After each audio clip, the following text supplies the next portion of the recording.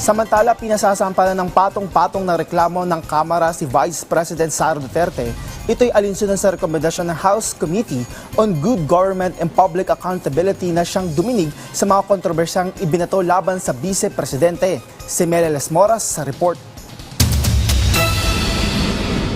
Those in favor, please say aye. Those opposed, please say nay. The ayes have it. The findings and recommendations contained in the committee report 1503 are hereby adopted.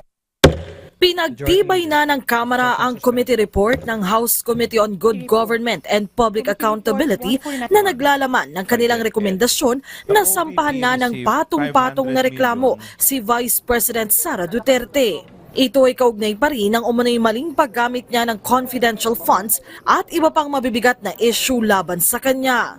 Sa plenary session ng Kamara, inilatag ni Good Government Committee Chair Joel Chua ang detalye ng kanilang report.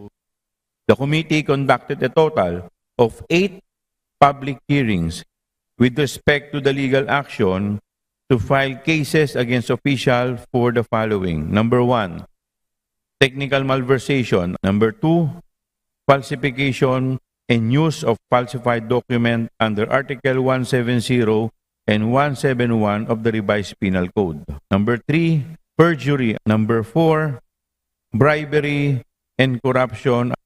And number 5, plunder under Republic Act 7080, betrayal of public trust and culpable violation of the Constitution.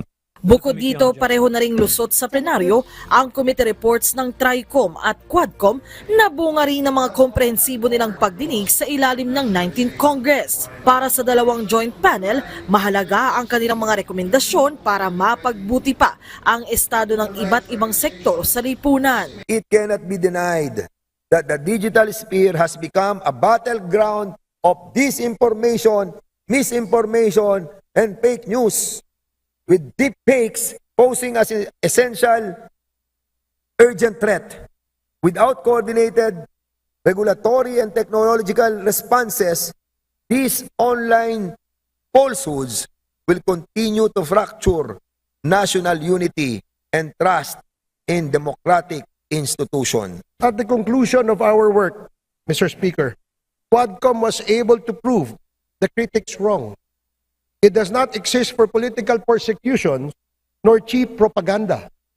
It is not an administration tool to destroy the opposition nor a vehicle to advance one's political ambition.